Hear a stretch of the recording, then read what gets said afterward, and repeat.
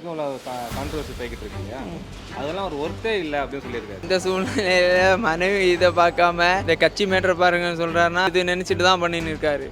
அது வந்து நம்ம எதுவும் பேச முடியாதுல்ல சார், அது அவரோட personal opinions and personal problems. ஒரு அசால்ட்டான பேச்சு, வேறு எதுவும் இல்லை. இவங்க அசால்ட்டாக பேசுகிறாங்க, அது அவங்க ஃபேமிலி மேட்டர்னா அது பப்ளிக் வரைக்கும் கொண்டு வந்து தேவையில்லாமல் பேசிகிட்டு இருக்காங்க. அவர் பர்சனல் லைஃப் அது பேசணும். இப்போ விஜய் வந்து நேற்றைக்கு நடந்த பிரச்சாரத்தில் வருஷத்துக்கு 6 சிலிண்டரு, கல்யாணம் ஆகக்கூடிய பெண்களுக்கு வந்து 1 பவுனில் தங்கம், குழந்தைங்களுக்கு மோதிரம், இது இல்லாமல் மகளிர் வந்து தமிழ்நாடு முழுவதும் இலவசமாக பயணம் பண்ணுறதுக்கு இலவச பயணம், இது இப்போ இருக்க சூழ்நிலையில் சாத்தியம். இப்போதைக்கு பார்த்தா அது சாத்தியம் வந்து ரொம்ப கம்மியாக தான் இருக்குது.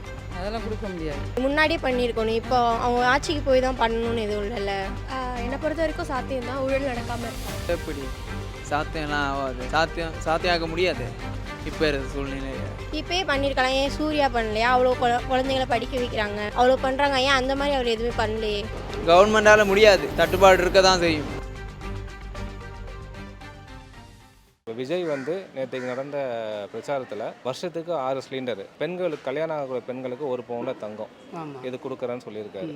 இப்போ இருக்க சூழ்நிலையில் இது கொடுக்க முடியுமா? முடியும், அவரால் முடியும். எப்படின்னாக்கா கொடுக்குற எண்ணம் இருக்குது, கொடுக்கலாம் கட்டாயம். ஆனால் சிலிண்டர் கேட்டது கொஞ்சம் கஷ்டம். விலைவாசி எப்படி இருக்கும் அந்த காலத்தில், அந்த காலத்தில் அது கஷ்டமாக தான் இருக்காது. 1 பவுன் தங்கம் கொடுக்குறேன்னு சொல்லியிருக்காரு. அதான் தம்பி, மனசு இருந்தால் கொடுக்கலான்ற மனதான் எண்ணம் அவர் கொடுக்கணும் ஆசை இருக்குது, கொடுப்பார் நினைக்கிறேன். நானும் அதான் நினைக்கிறேன். தமிழகம் முழுவதும் வந்து பெண்களுக்கு வந்து இலவச பேருந்துன்னு சொல்லியிருக்காரு. அது முடியுமா சந்தேகமாக இருக்கு. அது எல்லாருக்கும் ரொம்ப கஷ்டமாக இருக்கும். அது கொஞ்சம் யோசனை பண்ணி சொல்லணும். அவர் முடியுமா முடியாதா நீ சொல்லணும், யோசிக்கணும், யோசனை பண்ணி கொடுக்கணும். அது இப்போ தங்கன்றது அது ஏழைக்கு தான் கொடுக்க போகிறார், வசதியான கொடுக்க போகிறதில்ல. இல்லாத யாரை தேடி பார்த்து கொடுப்பார் கட்டாயம், அது நம்பிக்கை இருக்குது. எண்ணம் வந்து கொடுக்கலாம் சாமி, அவர் கொடுக்கணும் ஆசைப்படுறாரு. ஏழையை பார்த்து அவர் ஆசைப்படுறது கொடுக்கணும் படுறாரு, கொடுத்துருவார் கட்டாயம் கொடுப்பார், நம்பிக்கை இருக்குது எனக்கு. சிலிண்டர் தான் கஷ்டம். சிலிண்டர் அவ்வளோ 6 சிலிண்டர்னாக்கா ஒன்றுனாலும் ஏதோ கொடுத்துடலாம், 6 கஷ்டம். அது இல்லை, அதுவே தலைவரே சொல்லியிருக்காருல்ல, அதுக்கு எக்ஸ்பிளைன் பண்ணியிருக்காரு. அது எல்லாத்தையும் சொல்லி முடிச்சுட்டு கடைசியாக வந்து அது எப்படி கொடுப்பேன்னு சொல்லியிருக்காரு.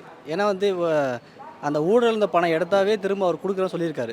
ஸோ அது அவரே ஆன்சர் பண்ணிட்டாரு. ஸோ இப்போதைக்கு பார்த்தா அது சாத்தியம் வந்து ரொம்ப கம்மியாக தான் இருக்குது. ஏன்னா ஆல்ரெடி தமிழ்நாடோட கடன் வந்து ரொம்ப அதிகமாகவும் இருக்குது. இதில் இன்னும் ஃப்ரீயாக போனோன்னா நம்ம இன்னும் கீழே தான் இறங்கி போகிற மாதிரி சூழ்நிலை வந்து உருவாகும். நேற்று லான்ச் பண்ண பாதி ஸ்கீம் ஆல்ரெடி இப்போ இருக்கிற கரண்ட்டு டிஎம்கே கவர்மெண்ட்டோட ஸ்கீமில் கொஞ்சம் அப்கிரேடாக சொல்லியிருக்காங்க. இப்போ 1500ங்கிறது வந்து இப்போ தேர்தல் வாக்குறுதியாக டிஎம்கே சொல்லுன்னா அவர் 2500 சொல்லியிருக்காங்க. அதே மாதிரி முத்துலட்சுமி ரெட்டி ஸ்கீமு தான் வந்து இப்போ அந்த தங்கத்துக்கு தாலியான திட்டத்தை வந்து அப்படியே அண்ணன் சீர்திட்டம் அப்படின்னு சொல்லிட்டு சொல்கிறாரு. அவ்வளோதான். என்னை பொறுத்த வரைக்கும் சாத்தியம் தான், ஊழல் நடக்காமல் இருந்தால். இதுதான் என்னுடைய சோர்ஸ் ஆஃப் இன்கம் எப்படி ஜென்ரேட் பண்ணலாம்னு நினைக்கிறீங்க? ஆக்சுவலாக என்ன பொறுத்த வரைக்கும் இட்ஸ் நாட் பாசிபிள், இம்பாசிபிள் பேசுறதை விட it's not necessary for the people. அவங்களுக்கு தேவையான ஆப்பர்ச்சுனிட்டிஸ், அவங்களுக்கு தேவையான வெல்ஃபேர்ஸ் வந்து பண்ணாலே போதும். அதாவது விமன் எம்பவர்மெண்ட்டு தான் தேவையே தவிர, விமன் எம்பவர்மெண்ட்டுக்கு வந்து நம்ம 8 கிராம் கோல்டு தரப்போகிறோம், எல்லா பஸ்லையும் ஃப்ரீயாக போகலாம் அப்படின்னு பேசுகிறது it's not necessary. Better then that அவங்களுக்கு தேவையான எஜுகேஷன் தரலாம். நிறைய குழந்தைங்க இன்னும் அண்டர் ப்ரிவிலேஜாக இருக்காங்க, எஜுகேஷன்ஸ் இல்லாமல் இருக்காங்க. அது ஒரு சேயிங் சொல்லுவாங்க, மீன் ஒரு நாள் கொடுத்துட்டா போதாது, மீன் பிடிக்க கற்றுக் கொடுக்கணும்னு சொல்லுவாங்க. So it's not necessary. என்னோட பாயிண்ட் ஆஃப் வியூவில் பாசிபிளாக இம்பாசிபிளான்னு பேசுறது தேவையில்லாத விஷயம். It's not necessary. எப்படி சாத்தியம்லாம் ஆகாது, சாத்தியம் ஆக முடியாது இப்போ இருக்க சூழ்நிலையில். ஆனால் அதே அவரே சொல்லியிருக்காரு, கரப்ஷனை ஒழிச்சா என்னால் பண்ண முடியும்னு இருக்காரு.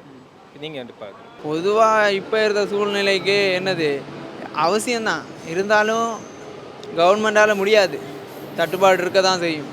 அதெல்லாம் கொடுக்க முடியாது. இந்த ஆட்சியில் இருக்கும்போதே அவங்க ஏதாவது முன்னாடியே பண்ணியிருக்கணும், இப்போ அவங்க ஆட்சிக்கு போய் தான் பண்ணணும்னு எதுவும் இல்லைல்ல.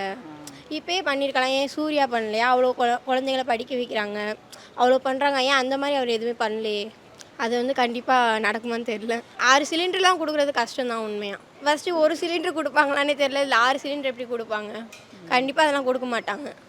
இப்போ 1 கிராமே 15,000 மேலே ஆகிடுச்சு, 8 கிராம் எப்படி கொடுப்பாரு? கண்டிப்பாக வாய்ப்பு இல்லை. ஃபஸ்ட்டு முன்னாடி இப்போ இருக்கும்போது ஏதாவது பண்ணுறாங்களான்னு சொல்லுங்கள், ஆட்சியில் வந்த அப்புறம் பார்த்துக்கலாம். ஃபஸ்ட்டு இப்போ ஏதாவது பண்ண சொல்லுங்கள், அவ்வளோதான். ஒரு நடிகைக்கும் தன்னுடைய மனைவிக்கும் உள்ள பிரச்சனையை வந்து அதெல்லாம் ஒரு மேட்டரே இல்லை, நீங்கள் வந்து உங்கள் கட்சி பணியை மட்டும் பாருங்கள், அதை நான் பார்த்துக்கிறேன் அப்படின்ட்டு இருக்காரு. இது எப்படி நீங்கள் எப்படி பார்க்குறீங்க? ஒரு அசால்ட்டான பேச்சு, வேறு எதுவும் இல்லை. கொஞ்சம் அசால்ட்டாக பேசுகிறாங்க. அது அவங்க ஃபேமிலி மேட்டர்னா அது பப்ளிக் வரைக்கும் கொண்டு வந்து தேவையில்லாமல் பேசிகிட்டு இருக்காங்க அவர். அது நானும் நினச்சிட்டே இருந்தேன். இது யாரும் தவறாக எடுத்துக்க வேண்டாம். இந்த பைபிள் ஒரு விஷயம் சொல்லும். ஒரு விஷயம் வந்து என்னென்னா, இவன் விபச்சாரி இருக்கா, ஸோ அதில் வந்து கொல்லணும் பைபிள் பிரகாரம் சொல்லும். அப்படின்னு பார்க்கும்போது அதுக்கு கடவுள் சொல்லுவார், இயேசு கிறிஸ்து சொல்லுவார், உங்களை யாராவது உத்தமனாக இருந்தால் அவங்க ஃபஸ்ட்டு அடிங்கன்னு சொல்லுவார். அப்படி இருக்கும்போது பார்த்தோன்னா நான் யார் பேரையும் மென்ஷன் பண்ண விரும்பலை. ஸோ யாராவது உண்மையாக கரெக்டாக இருக்கிறாங்க, ஒருத்தனுக்கு ஒருத்தியாக இருக்குன்னா அவங்க விமர்சிச்சிருக்காங்கன்னா ஓகே, நான் அதாவது இந்த டிவிக்கு சார்பாக இந்த வாரிசுன்னா என்ன பண்ணிக்கலாம், அக்செப்ட் பண்ணிக்கலாம். அப்படி இருக்கும்போது ஸோ யாருமே கரெக்டு கிடையாது. அப்படி இருக்கும்போது இது வந்து ஒரு அவர் எப்படியாவது அவருடைய மாசு இருக்குது, அதை குறைக்கணும், அவர் ஓட்டு போகக்கூடாது. இதுதான் வந்து நோக்கமாக இருக்க தவிர அதுக்கு அவரே விலக்கு கொடுத்துருக்காருல்ல. எல்லா வீட்டும் ஒரு பிரச்சனை இருக்குதுங்க. அதேமாதிரி அவர் வீட்டு அது பர்சனல், அது நம்ம தலையிட வேண்டாம். இது பர்சனல் லைஃப், அது பேசணும் ப்ரோ.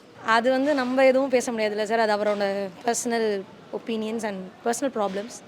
அதை அவர் பார்த்துக்கிறான்னா அதை அவரே பார்த்துக்கிட்டோம். நம்ம பர்சனல் ப்ராப்ளம்ஸும் பார்த்துக்கலாம், அவ்வளோதான். இந்த சூழ்நிலையில் மனைவி இதை பார்க்காம இந்த கட்சி மேட்டர் பாருங்கன்னு சொல்கிறாருன்னா அவர் ஏதாவது ஒரு இது நினச்சிட்டு தான் பண்ணின்னு இருக்காரு.